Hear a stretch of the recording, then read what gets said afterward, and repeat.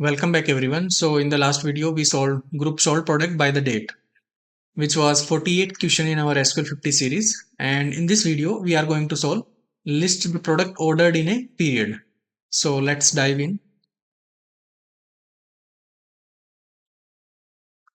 Okay, so we are given two tables. The first table is products table, which has three columns: product ID, product name, product category, where product ID is the primary key column for this table.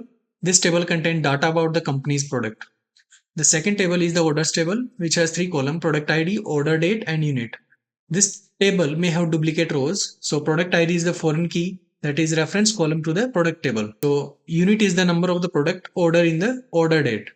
Now what we have to do is we have to write a solution to get a name of product that have at least 100 units ordered in February 2020 and their amount.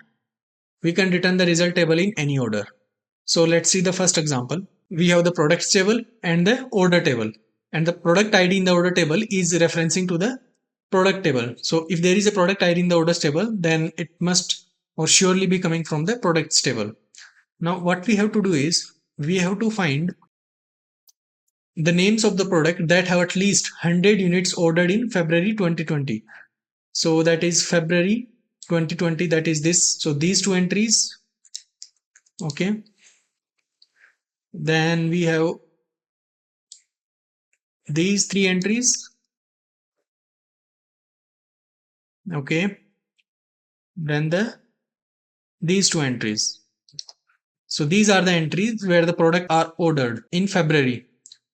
So we have to find the names of the product that have at least 100 units sold in February 2020. So this is the product ID. So this is the product ID. So for the product ID of 1, the number of ordered unit is 130, which is greater than 100. So for product ID 1, the name is LeetCode solution. So it will be included in the resulting table, and the total units ordered are 130.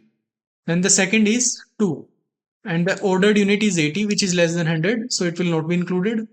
Then product ID of 3, total ordered quantity is 5, so this product will also be not included in the resulting table. Then product with product ID of 5, total ordered unit is 100, so this will be included in the resulting table, and product with a product ID of 5 has a product name of LeetCode kit, which is included in the resulting table.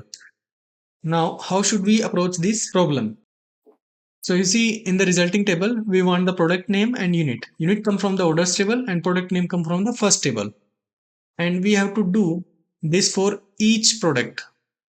Okay, so we have to join orders table with the product table. So let me write the query first so that we can understand it better. So what we have to do is we have to select product name and unit from, we'll join orders table and we'll alias this table as O orders table join with products table. We'll alias this table as P on a condition, and the condition is that orders table has a product ID which should be equal to product table's product ID. Okay, so first let's see the result of this query. We will select initially everything. Okay,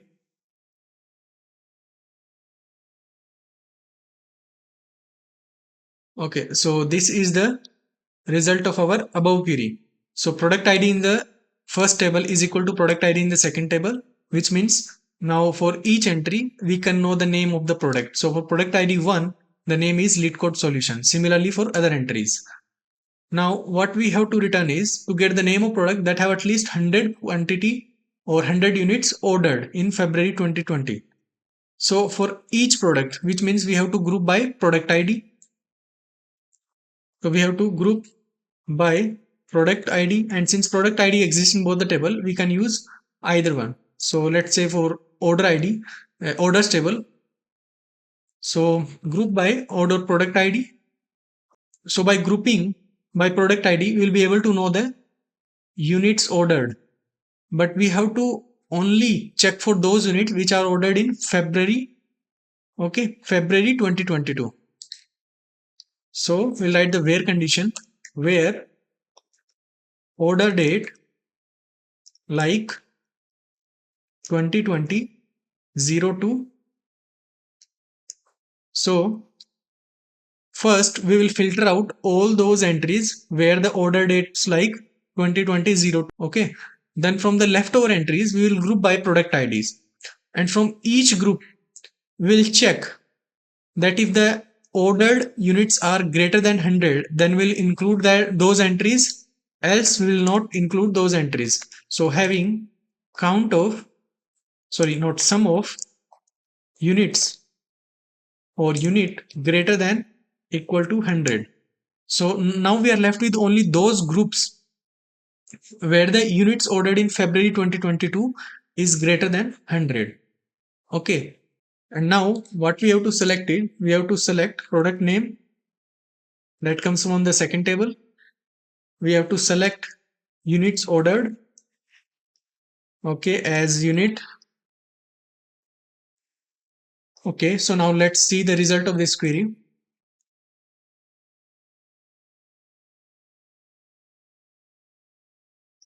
Okay, so our test case has been passed. Now we will try to submit this to see whether the solution can pass all the test case or not. Okay, so our solution got accepted.